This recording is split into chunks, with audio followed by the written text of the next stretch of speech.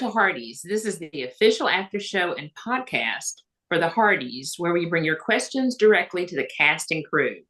I'm Lori from Mobile, Alabama. Hey Hearties, I'm Jeanette from Michigan. And I'm Marg from California. Our toes are still tapping from all the dancing that we were doing last Sunday in the episode directed by the amazing director, Alysse Leite-Rogers. Welcome to Heart to Hearties. Thank you. I'm so pleased to be here. This is so much fun. We loved all that dancing. And we're so happy to have you back. This is your third season directing When Calls the Heart, right? And you've had some pretty weighty, heavy-duty material the last two seasons with Rosaline's story and her return in season 10, and then the return of that vile Mr. Higgins in season 11. How did you feel to be handed some lighter material this time?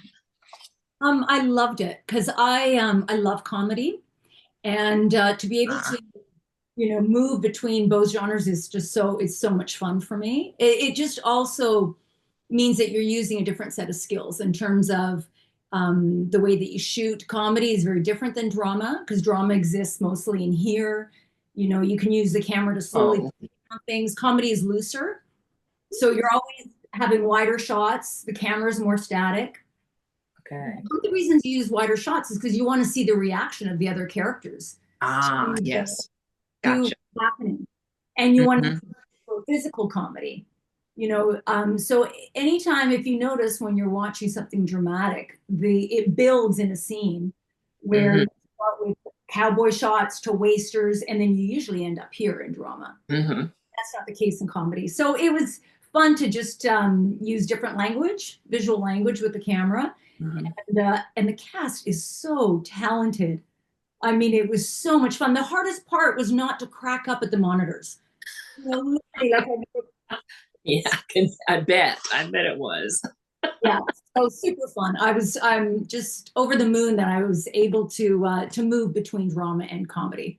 Yeah, sure. Cool. Yeah, it was definitely a contrast from last year, that's for sure. And we loved it. We did notice it was very Footloose inspired, which we loved. And the episode was written by Allie. Yeah. And you got to work this time quite a bit with our teens and young adult cast. So Heather Hood of Minneapolis wonders, what are the unique joys and challenges of working with these characters who've grown up before our eyes, which is crazy to think about, and especially on some of these large scale scenes. That's a lot of personalities to wrangle. Yeah, there's a lot of moving parts in that for sure. So the joys of working with them is that they all know each other so well. So there's a comfort that exists there. So when they come to set, that energy that sometimes you can have with a room full of teenagers, just the chemistry that's there, the potential, it's kind of not there because there's just a comfort. So they come in and they're ready to work. The other thing that I found interesting is because the young men, were a little bit more uncomfortable with the dancing. But it worked because, and I kept saying to them, but this is how it should be. You're learning. So it doesn't have to be perfect. You can kind of mess up. You can look around. So some of that was what they brought naturally to the scenes. They don't change anything. It's just brilliant. When Oliver goes out to the dance floor, when we did the rehearsal, he goes, "Oh, I feel so. This is embarrassing." I went, "Perfect. It should be." I mean, you're going up in front of a room of peers because of you're trying to save the day and do this for her. So some of it was, I know it was so beautiful, and some of it was just real. It existed there, so it was much easier than I thought to work with them. Yeah, that's a really good point. It's such a contrast, right? Because they're so comfortable with each other, but you do want to see a little bit of those nerves because that's what teenage dances are like, right? Yes, very much. Yeah, that moment with Oliver is just, he completely won us over with that moment. Right? Yeah, to start the dancing. That's so cool. So many comments in the Hearties Facebook group about that. They love Oliver now for doing that. Yeah, exactly. It was he was in a way trying to show her what she meant to him by going out on a limb. And you can just see it. He was uncomfortable. And then when, of course I added the line from Footloose, from Let's Dance, when Timmy said that to support him. That. And he kind of, was seeing him and kind of looks around and like, I got to help out my friend here. I know what he's doing. Like it was all very subtle, but I think it was pretty well. Okay, I got to ask, how many of those young actors had either seen Footloose or heard of Footloose before? I know, it's so true. There is a remake, but I kept going back to the original. And no, I like the original. Let's give them a reason to watch it because it's a classic. Classic. Yeah. Kevin Bacon line and why it's so important for him to have that. But you say, Christian, channel your inner Kevin Bacon, and he's like, who is that? What? Like, oh man, hurts my heart. Kevin Bacon the one that there's 6 degrees of separation? Yeah. So that's really sad that now we don't have, in this new generation, we may not have that separation. Like, come on, let's get with it. I love it. Yeah. No, it was great. It was really nice working with all of them. They're all such pros. Yeah. Awesome. Well, a big part of the fun of a party, like this gorgeous party that we saw in the saloon, is the planning of it, right? So for you as a director, talk a little bit about your work with Sarah Maberly, who's our production designer, and then Barbara with the costumes. I mean, just seeing those layers of everything come together is really special. Yeah, so it started with going to Sarah and saying, okay, what color schematics have we not done yet? That's one thing. So that's where it all started.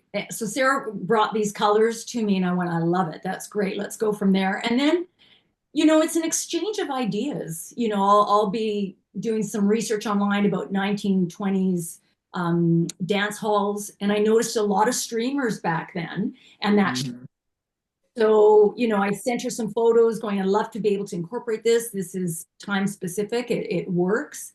And then the other thing you always have to think of as a director is what is going to be behind every single shot.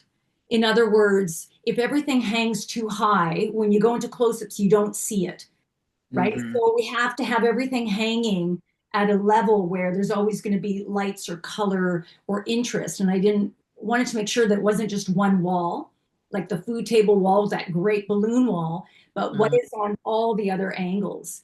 So we ended up doing a schematic, and Sarah did a floor plan with where, the table would go. And then I take that, and then that's what I take to go block all the shots. The tricky thing about that scene is we did what's called block shooting. So because we had so many scenes in that sequence, in the whole dance party sequence, but rather than turning around to shoot all the scenes in order, we shot all the scenes in one direction, then turned around, and then went back and shot the same scenes in the other direction. So what that means for the actors, it's really tricky because we might not shoot someone's reaction for 6 or 7 hours. Wow. Oh, wow. So it becomes like this floor plan. This won't mean anything to you, but it's like just covered with like circles and dots, and everyone's got a color on my floor plan. And then you make a shot list for like 2 pages of all the shots that you have to get. So you don't forget something because there's so much time that passes in between. And we do that only for time because move all the set dressing and then, to turn the camera around to shoot that person's reaction and then go back again. There's no way we could get all of that done in that time. Does that help a bit with continuity as well to shoot that way? Oh yeah. Yeah. It makes people's heads blow up. Like it really is difficult. Because so it's just being well prepped, so I make sure the actors know we're going to save everything in this direction and everyone is paying attention. And like I said, that floor plan becomes the Bible of, okay, when we turn around 6, 7 hours later, we need Joe's reaction. We need, them watching the dancing, all of that we shoot out of order. It's tricky, but it works in terms of time. And then in answer to your question also about Barbara, Barbara works pretty independently, and that's normal in episodic television, because you can't really have a director come in and inform the costumes for every single episode, because they have more of the grand scope of the show. But what I do is like connect with Barbara. Okay, what are you thinking? This is the color scheme we're using, so that she doesn't put Allie in a purple dress or something, you know? So there's a lot of communication. I'll let her know that I was going to do a close up on the feet for sure, you know, not only to so that she can plan that way, because again, mostly you don't see head to toe in television. Yeah. Usually you want to see, this is where TV lives usually. So if we're going to see feet, then I like to let the costume department know that, so that the stockings and the shoes, everything are perfect, because there's going to be a close up on them. So other than that, when I say, just let me know when you've got the dresses sort of identified, especially for Allie, because we had to do the hair to match so it's a combination of talking to all the departments, which is the job of the director, to make sure everyone's on the same page, those ideas cement, and you move forward. I loved your decision. I think it was your decision not to show the dress when she just shows the box. Yeah. It built so much suspense and excitement about the reveal of the dress. Exactly. Yeah, I wanted to just hold back on that, so that we had a little bit of moment like, oh, look at her, how beautiful she is. Yeah, no, totally. And the dress was incredible. So nice job. Yeah, Barbara did a beautiful job. She always does. Oh, I tell you, and I've never seen the saloon. I mean, the saloon looked totally different than it's looked for how many parties before that we've had there. I mean, that's incredible. So it truly worked. Right. And even the food table, I was saying I wanted to show that it was like the parents brought, which would happen. I've done 100 of these for your kids. Yeah. It's got to be homemade, baked things that are brought in. Yeah. Help show the passage of time, because it was kind of tricky to show like, oh, no one's showing up, and then all of a sudden the party is on. So I thought that would help to sort of bridge that time, on camera time. We spoke to Amanda Wong this time last week, and she was saying that one of her favorite things about episode 3 was that shot of Ned with his magnifying glass looking at the coin. Just how much fun was that? Oh, it was. So those are called specials. Whenever we have a special, like a special shot, I like to test everything. So I got a reference photo sort of similar to what I was thinking, but it was really important to me to rack between the coin and his face. So we had to order a special lens for that. So we tested that probably like 2 weeks before we shot it. Oh, wow. Yeah. So to make sure that it was the right piece because you really don't have time when you're shooting to figure that stuff out. So, and it was great with doing that, and the production accommodated. So they brought in the lens and they did a test and sent it to me. And I said, this is perfect. It's a very tricky shot for the focus puller to go between, to rack. So we had to do it a few times, but it really worked out. I knew that this coin was going to drive a lot of the storyline for the season. So I wanted to really isolate it in something that would be memorable, but also funny. It was just an opportunity to put in a little bit of funny. It's memorable and funny. And Rothgar, we don't ever see a lot of him, but he nails it every time. I mean, it's just so funny. I think it was you, Jeanette, who was like, I love that he has like at the ready in his cabinet, he has the coin reference book, hilarious. Yeah. Something that he loves to do on the side, and he just kind of takes that moment of like, oh, I know where it is, and of course it's right there. It's all for screen time, but it works. Those little moment. Coin collecting, in addition to beekeeping and inventing the Band-Aid. Yes. Man does it all. Many hats, many hobbies, many inventions. Yes. So another one of our comic gems, Johanna Newmarch. Wow. what a delicious episode this was. One of my favorites was that line in the booth when she says to Rosemary, like, I don't have time to read all of your fluff pieces, Rosemary. Yes, Hysterical. and I completely, and she was so almost like the physical humor that existed there too, because she was kind of trapped, and she kind of does with her hands where like Bill's invading her space and she wanted him to move. So funny. This is like, it's not even called work. I get the privilege of sitting at the monitor, watching seriously, and just falling in love with all the actors for everything that they bring. Yeah, it's just such a privilege to watch. Pascale worded fuck piece. Like she doesn't say it, but she words all she does. The ultimate insult. Yes, and the way she just kind of, Johanna throws it away. It's not like she milks that moment. It just so happens that that's her thought, and it's there and it's put out. Great writing. It's great writing too, Allie Devereaux. It's just oh wait, no, that was Paul Redford last week. So wait, I'm confused. And in any case, moving on to Molly's dance and storyline. I had this moment. I was like, there's twinkle lights behind her. Like we have seen candles and lanterns with everybody else. And you gave us that moment for Molly with Jed. It was wildly satisfying. I really loved it. And not to mention that it was like healing the like high school girl within her in that moment. So tell us about that little scene. It was really precious. I love that scene. It was so precious.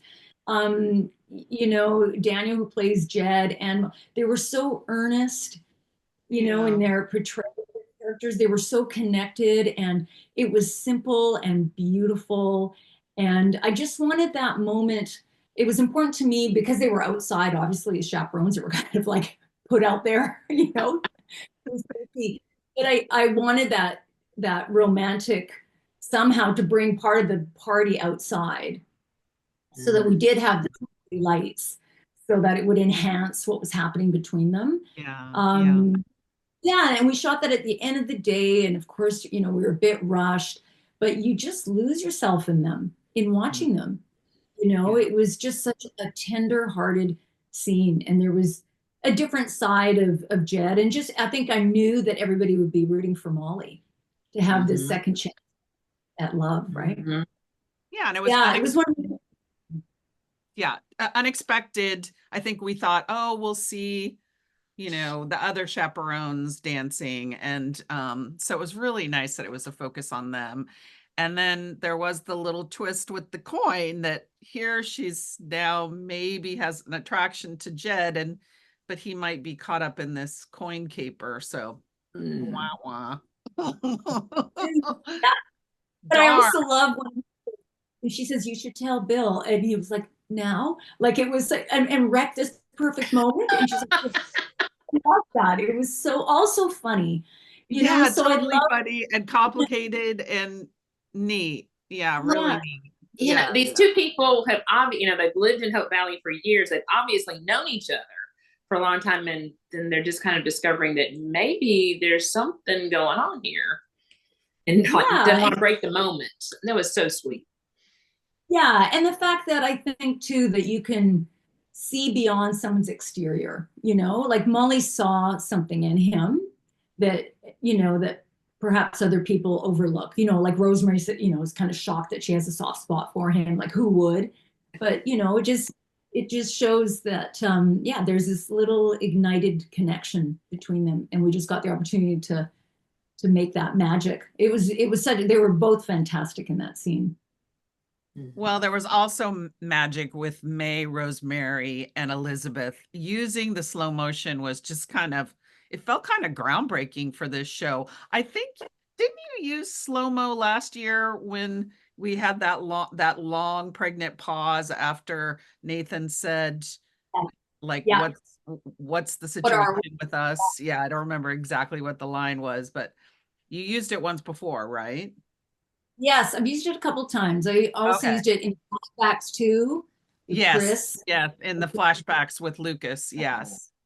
Yeah, but Yeah, and obviously yeah. sparingly is great, but Chelsea from Puerto Rico asked, did you and Andrew Copen, the director of cinematography, know going into it that you were going to use it? 100%. Okay. Yeah, I have all the shots worked out before. Okay. So I usually go on the weekend when we're not shooting to block the scenes that are coming up if I haven't done that in prep.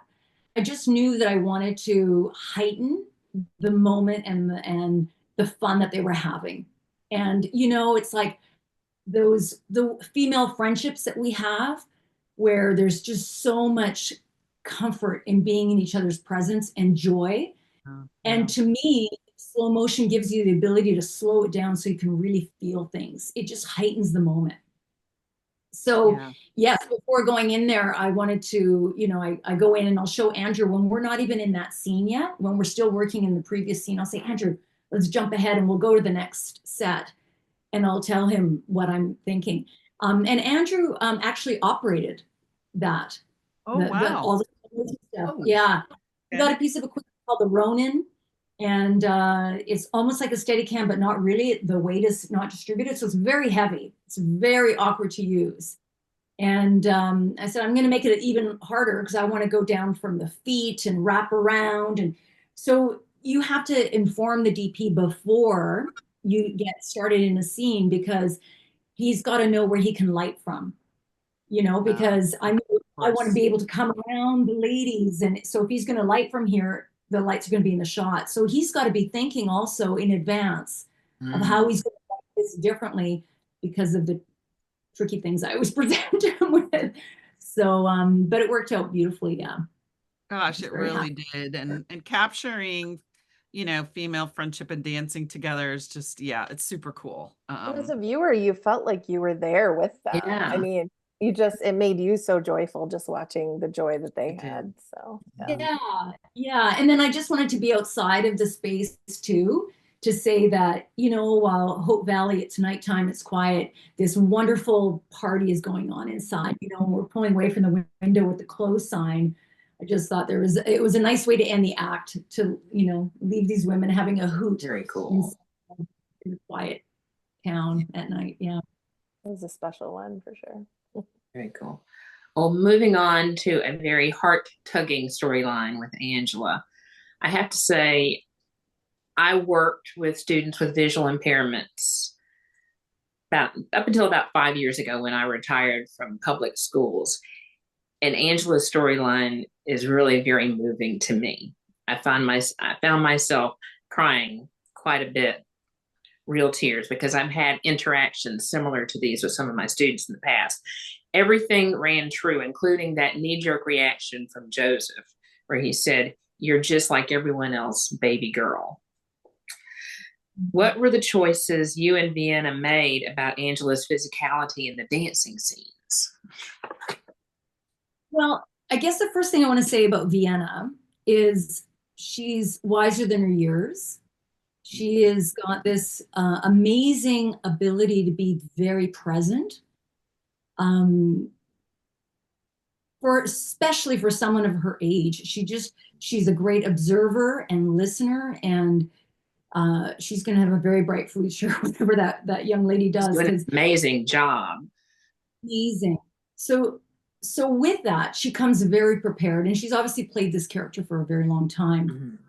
So, I did a little bit of research on someone who's blind learning to dance, and a lot of that, from what I was reading, which we talked about, was it's the visual cues and it's all about the feeling of the music. Mm-hmm. So in that first scene with her dad, yes, she's able to follow his cues, but she was really lost in what she was feeling.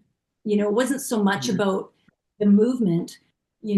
She was feeling, as she does later on disclose, that, very isolated, that no one could relate to what she was experiencing. And I think that's where for me, where the important part was in what is she feeling as opposed to how well she dances or not, so that evolved on. And one thing that she brought to the scene, which I thought was so brilliant, is for someone who's visually impaired, your other senses become heightened.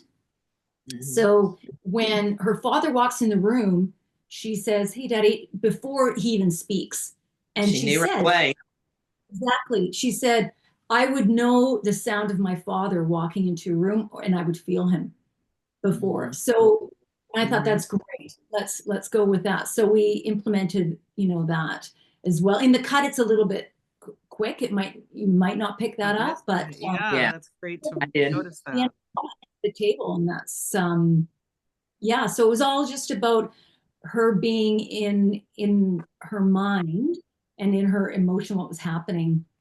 Not so much about the dancing, but yeah, when she was learning how to dance too, when she was following the instruction in the classroom, you could see her start to loosen up and enjoy what was happening, what she was feeling. Yeah, it was great.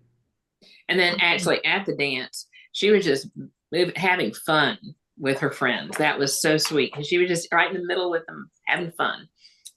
Exactly. Yeah, she was just in the freedom of that moment with her girlfriends. Yeah. It's actually an advantage in a way because often we're too much in our heads, and dance is about feeling the music. And but again, she has to go through that thought process of getting there. But all of us can benefit from just letting go and feeling the music. So it's cool.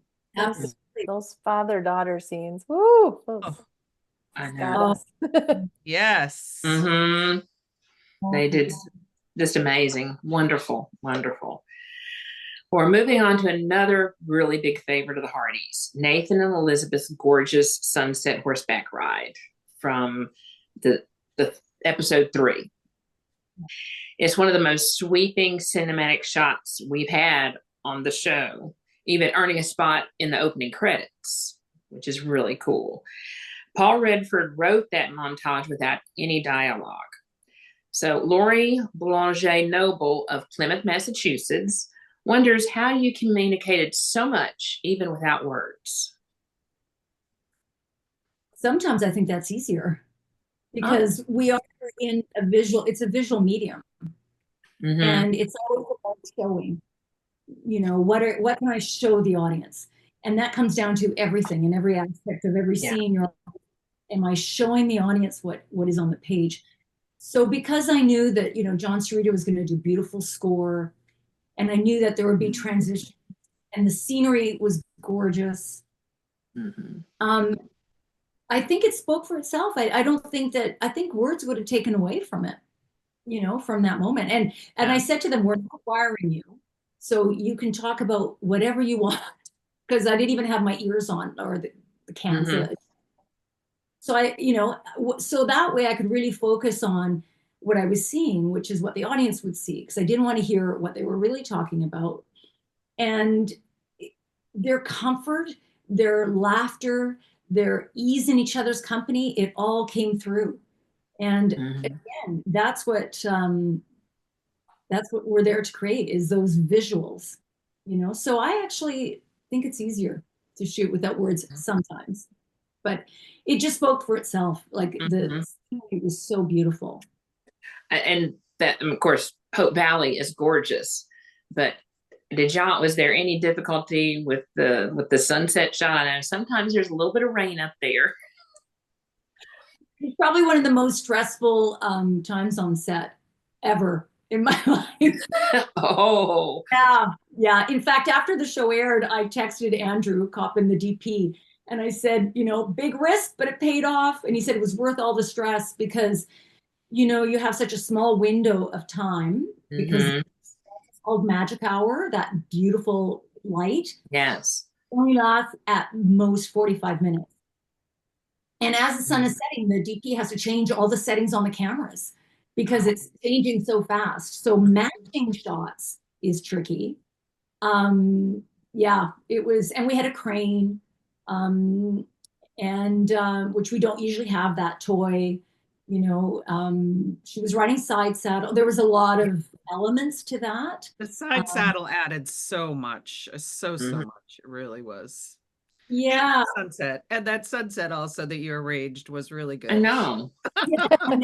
It's that Hope Valley magic that Erin always talks about. There's so true. I feel like there's a scene every season that she references where that Hope Valley just does its thing. And yeah, that was one of them. It's such a magical place. When I go there on the weekends and nobody is there, none of the equipment, none of the crew, It is one of the most peaceful places I've ever been. And I've been to a lot of places in the world, but I sit by the pond and I get lost in just the sounds of nature and the light. And then I Mhm.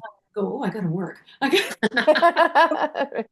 It's just so peaceful and beautiful. So whenever we can capture those moments where the light is perfect and the scenery, I mean, it's something to behold, to be there. I Beautiful. gotta ask, is a scene like that on a script page like 2 lines? Like, Yes. yeah, I was gonna Wow. say. Yeah, it says they go for a ride Yeah. and uh, they dismount it off the horse and he spins her around. Something like it was it's like 2 or 3 Yeah. sentences. Yeah. And That then to me is like the epitome right there of what you do as a director. Like, I Mhm. love that it's 2 lines on a script and look at what you created from your mind Yeah. and the team. And Mhm. it's just Seriously. oh, it is the team. special. Like our operator was fantastic on the crane. It's a difficult piece of equipment. They're called wheels to control the camera because the camera's on the end of this very long arm. He's fantastic. So we didn't have rehearsals. We didn't have time. It was, Yeah. if you don't Erin's have, such a proficient horse rider, but had she ever ridden side saddle before? no, she had said they had never done that on the show. Oh. Does the Oh, horse have any experience with side saddle? That's weird too. no, it is weird. Yeah. So we had 2 Yeah. practices and I went to the pen with the Wrangler and I always said, if you don't feel safe, we won't do it. She says, no, no, no, let's try it. Let's, they're such troopers. And I said, Erin, if you're not comfortable, because, there's not a Wrangler that's going to be right off the edge of the frame because it's Mhm. so wide. Right. Oh, true. Yeah, Oh my yeah. So a lot of Crane times if and the we're whole on thing, certain yeah. lenses, we've got the Wrangler right there that can step. Mhm. They were on their own in this big wide field. So And Robin is a big horse. That's a big horse. So yeah. yeah. And, I said, well, let practice sliding off in the event that you do, at Yeah. least she can come down and land solidly so that it wasn't the first time thing. But knock on wood, nothing ever happened. And it was beautiful. I had found this image that I was so attached to. And as a director, sometimes you get stuck on something. You're like, but this is beautiful. So I sent it to them. If we could do this, this would be fantastic. And they're so game, and they did it. So Oh, so cool. So Very cool. special. So many moving parts came together for such a beautiful scene. Yeah. Yeah. yeah, and I have when I have a meeting with Andrew before I start shooting, so I have like all kinds of images Oh, that cool. Yeah. Oh, yeah.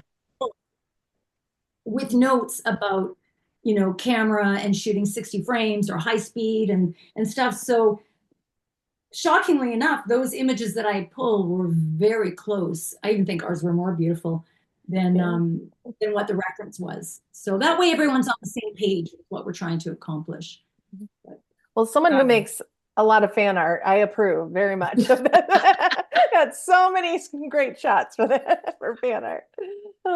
But speaking of cinematic, we did notice another new. You always are bringing the new camera angles for us. In the church when Nathan and Elizabeth danced, I noticed that you shot low there. So talk to us a little bit about making that kind of angle and what the purpose of that was. Yeah, usually you'll use a low angle when there's a difference of power. It's a power position. So between 2 actors in a scene, if you want to establish someone's authority or intimidation, you'll use it on one side and not the other. But in this case, it was just to highlight and give power to their relationship because they were both in the same frame. So, and I also, you're right, I always try to look at the set in a way that hasn't been shot before. Yeah. So usually there's a light at that kind of the pinnacle where the round window is.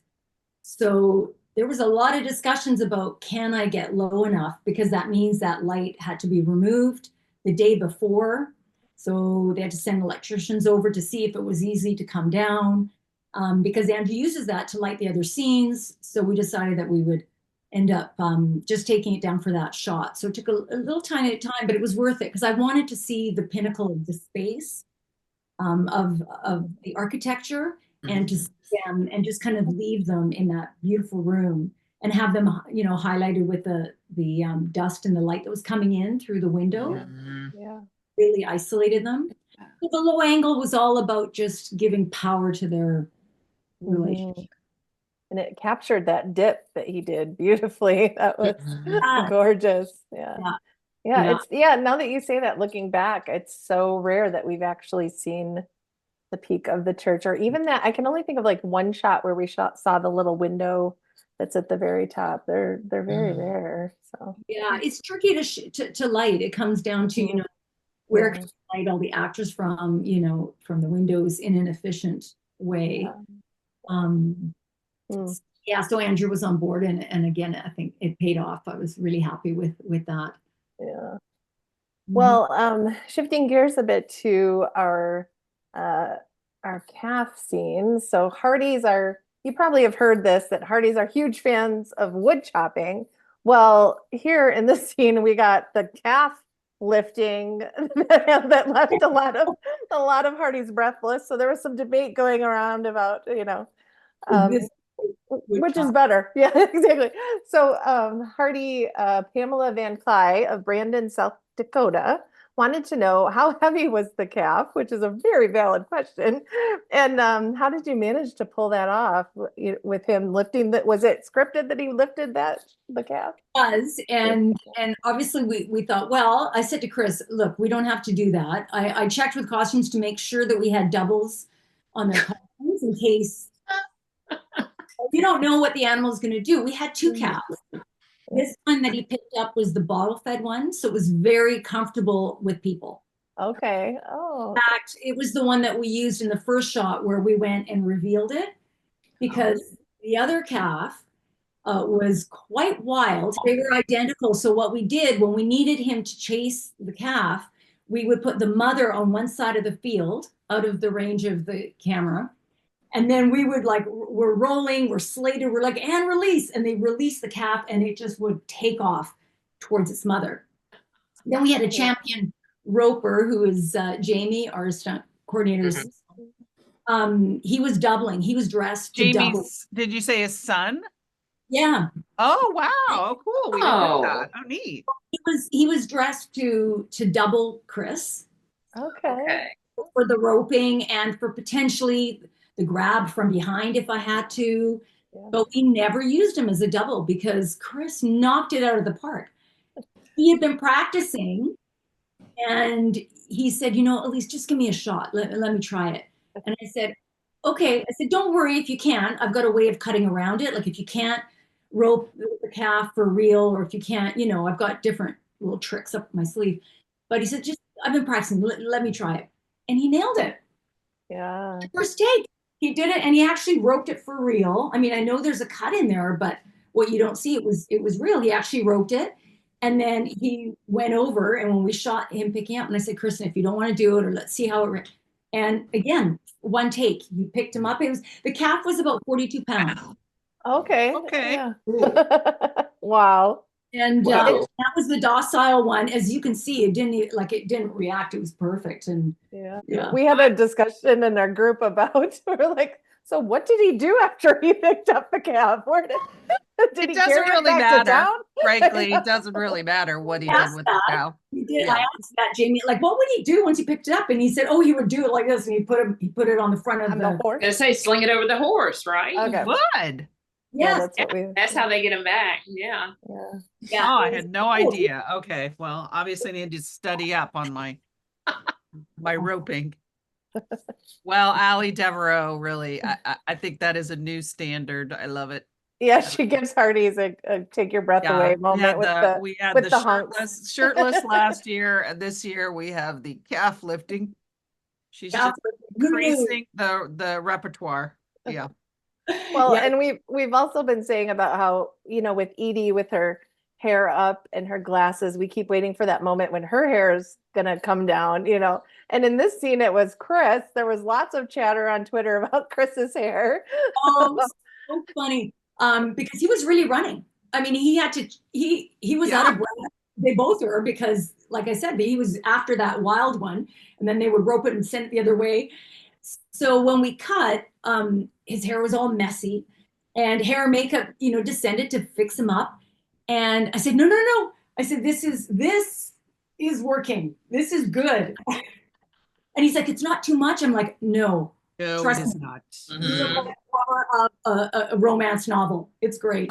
And it was just because he was, his shirt was a little bit undone and open, and his hair was loose.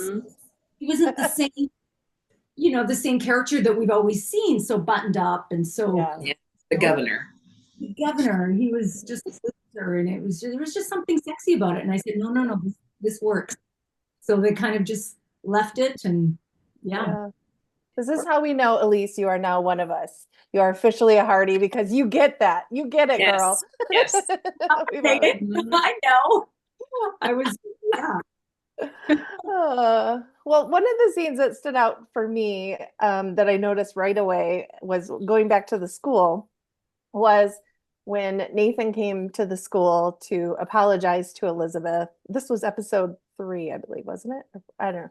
But I caught it right away where you shot it the same way that you did with Mr. Higgins.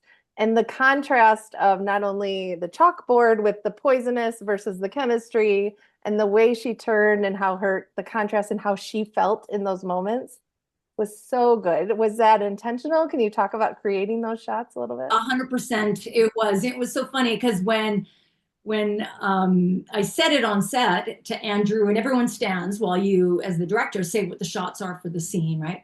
And I said, so I want to recreate that moment from the Higgins scene when camera was here and we're close on Elizabeth. I want to recreate that. I said, I don't know if anybody will notice, and 3 people just went, oh, they'll notice. Yep. So funny. It was like, oh, okay, great. So yes, that was exactly the intention that you just said. It's just to show the difference and her demeanor and the way that she lit up when she was turning to him. And so I thought it was just fun to show the evolution of her relationship with him, where she was now. Yeah. When it hit me, I was totally nerding out about it. So I was just like, you are a genius. I loved every brilliant. Second of that. Yes, you said you were brilliant. Yes. Oh, thank you. Yeah, those are fun. Like when ideas come and then it works, and people like yourself see that and get it. It's just, I just get so jazzed by that. And it's so lovely to hear, and just to hear his voice behind her, and the difference in how she felt, and to see her feel safe and happy, and is special. Yes. Yeah. Put that awful memory behind her. Exactly. Yeah. So, one of my favorite scenes from Sunday was the moment when Elizabeth is helping Allie with her hair, and shooting that with the mirror was just so gorgeous. Talk to us about that choice. Yeah. So one thing I was thinking about is when you go to the hairdresser, and we've all done this, obviously, when you talk to the hairdresser, you're talking into the mirror. You don't ever turn around and do this. You're looking at each other in the mirror and having a conversation. So I thought, rather than just being close-ups on them, I thought it would be interesting to see them listening to each other at the same time in that mirror. So it was really cool. It was just, but it was kind of a little, wasn't like straight on. It was like a little tilted or something, which gave it a really, I don't know, special feeling somehow. Yeah, and we did that just so that you can feel that it's a mirror, because if you didn't see the edge of the mirror, then it might feel awkward. I gotcha. Okay. And just technically, I mean, we've all been teenagers who thought our hair looked terrible and disheveled or whatever. So did Jill Timos, did she have to be there? Like, did she show Erin how she was going to fix the hair? Yes. So a couple of things. So we didn't want to get too technical, because matching would be time consuming and difficult, which is another reason to be in the mirror, because then we see her working, but we're not really seeing her put the pieces in. Yes. So we talked about having those kind of frizzy few pieces that she just can't get into place. Yeah. couldn't be so bad that it would just be difficult to shoot and not believable that Mhm. she had done that to herself. She was just struggling with it. And um yeah, and yeah, and the mirror too, like I think there was just something beautiful about how they opened up to each other in a way Mhm. you can see, Erin taking her in, like listening and responding. And the thing with the mirrors, it's very tricky for the actors because they're not actually looking at each other. The eye lines become really wonky. Uh, Actually, end up having to put um, fake places to look to make it look real. It's very Oh, is all I'm saying. It's not like you would think, like, oh, just put the yeah. camera here. You got to make sure that you don't see the camera. And because you're on a strange angle, all of a sudden it doesn't look like they're looking at each other. So we give them fake eye lines so they're not really looking at each other. That's really cool. It's Mhm. so Interesting. true of teenagers too, that often they open up to you when you're not looking at them directly. Hmm. So that just fed into it Mhm. really nicely, and particularly her being vulnerable to share a crush and the whole thing. It's Yeah, exactly. Yeah. And it's so true what you say about teenagers. As a mother who's raised three boys, they definitely don't, open up to you when you're eye to eye. No. If you're like shooting hoops or sitting side by side or something. driving in the car, or yeah, Mhm. it's almost better not to have those sight lines. So Yeah. yeah, it's really cool. Um, to close us out, Molly Peterson of Plattsburgh, New York, asked if you would just give us one funny tidbit from the epic spy scene in the forest last week. It just, we can't get enough talking about it because those beekeeper hats were so silly, and it was just dear. So I know. tell And us your funniest memories of that. What we gather from Pascal was like a long shoot. oh, it took a long time to get those because we had just so many parts. She can't see him, they can't see them. We need to see them behind the bushes that we put in, and there's a lot of parts. I mean, it's gold. Like Erin and Pascal together are just amazing. I said to them, I just wanted to do take after take after take because their timing, how they play off of each other, it's just amazing. So the tricky thing for them, and they're such pros, is they had to ADR the whole scene because there's a road right there. Oh, Oh, that really They're affected the sound. Yeah. very So they had to go in and do all their lines, over again in ADR. But not that you can tell because they're so amazing. It was just funny because my reference, of course, is because I'm much older than them, is Gilligan's Island for that. There was a scene where Gilligan was hiding in the book. Another classic. yes. I know what you're talking about. So I was saying, oh my God, this is Gilligan's Island. And half of the crew or 80% of the crew was like, what? you know, but where he's hiding behind, he's got the leaves and he's trying to move away. You can see it from the shuffling of the trees. So yeah, no, it was super fun to see them. The beekeepers' hats came as a result of they changed the dressing in the store every block, right? We do a different. So I was thinking, well, because it's sort of springtime, I think what can we do there that's colorful, that's interesting, and then I thought of beekeeping, and then costume said that they had beekeeper hats from another season. I said perfect because then they can use the hats as just a funny kind of like accoutrement that they could have on that they're trying to hide who they are, or she pulls down the veil as though that's going to help you know so kind of all from that, from kind of going, what are we going to dress in the store, and then that sort of led me to the idea of using the hats there. But when they first popped out from behind I mean, I know. I tell me about it. I get to go to work and laugh like I was just in stitches. They were so funny. Lucy and Ethel. That's the real reason they had to ADR it because you guys were all laughing. No ours at all. Well, and talking to Pascal, we hadn't realized that sometimes there'll just be a footnote in the script that says, you know, you'll be wearing a hat or whatever, and then they show up and get to see the prop, and it's so much more comedic than they imagined visually. So Yes. that Yeah. was the case. She said she just was, they were dying over that. Yeah. Yeah, and what happens too is in prep, when the director has an idea, then you pass it on to the writer, the showrunner. Lindsay approves it, and then they'll write it into the script. So sometimes things aren't on the page necessarily, and then they're just written in so that everybody's prepared for it. But yeah. One other thing I just remembered from the Edify little snippet last night with Chris and Miranda, in the calf scene, Chris revealed that his pants split open when he picked up the calf. So smart that you had the 2 sets of pants, but did you have to then do the costume change or no? Because he nailed it, and that was the very last shot. Okay. Hilarious.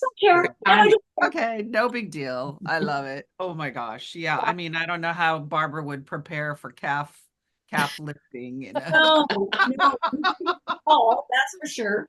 But Yeah. I forgot about that. Yeah, I forgot about that. But it was perfect because it was like, doesn't matter, we got it. It's brilliant. So good. So good. Yeah. And Hearties were absolutely convinced that that was some kind of, you know, trick camera, something, whatever. So I think it was super cool for them to All hear. real, all correct, all the time. Alysse, is there anything else that you wanted to share about these two episodes that you got to do that we haven't covered? No, I just, you know, first of all, it was like almost a year ago. So, oh my gosh, yes, it feels like it's also current to us, but yeah, a year ago. Wow, for you. yeah, so it's so fun to be able to relive that and to go back, oh yeah, I remember that. And it's just, again, I just have so much gratitude for being part of this show. I hope it continues for seasons and years to come. And I hope I'm a part of it because it's just such a privilege to go to work with these people, because they're all pros, they're kind, lovely human beings. They're such artists and so talented. And I just pinch myself every day when I'm there. Well, you're clearly bringing out their best too. So amazing. Well, and I have to say too, that your work has very quickly become recognizable to Hearties. Like it very much feels like I get excited when I see your name, like, oh, this is Alysse's block. There are things that you bring to the table that nobody else does. And you are so much part of the family, the Wind Calls the Heart and Hearties family. So we love seeing your work. Yeah. Thank you. Thank you so much. Yeah, I love that you got to do some lighter stuff. These episodes really had a lightness, but somehow the tapestry of Hope Valley just kind of keeps getting richer. So thank you for that. Thank you, writers, directors, all of you. You just bring so much to this show, and we're so happy that you spent time with us. Well, and it means a lot to all of us that it is so appreciated and that all the details are noticed and that you really understand what goes into making this show. Like you really do. It's quite astonishing. I've never seen fans like this in my entire life. Well, you just taught us some more things today, like about the city cam. Yeah, it's fantastic. Yeah. We're like Ned with the magnifying. We are. We totally are. We totally are. So, Hearties, keep the magnifying glass on. The show will be on Saturday night and at 10 o'clock Eastern, 9 o'clock Central, because the Super Bowl is the next day. Super Bowl Sunday is the 9th. So is it the first time we've ever aired on a Saturday? No, well, it used to be on a Saturday in the beginning. The very first season was Saturday night. Season 1 was on Saturday nights. Yeah. We're going to do a little reminiscing about season 1. Only for one night. We're not making a switch. It's just on that Saturday. One night only. So it's like we get 2 in a week. It's fabulous. Yeah. Who's our shorter amount of time to wait? Who's our next director? Is it Martin? Martin's up next? It is, I believe Kristen. Oh no, you're right. It's Martin Wood and then Kristen Lehman. Yeah. So fantastic. So in any case, we have Miranda McDougall coming up later this week on Heart to Hearties. So we're going to talk to her about all of these amazing scenes. So much more to come, Hearties. Find us on YouTube. Make sure to subscribe, find us on your podcast channels, and we can't wait to see you again.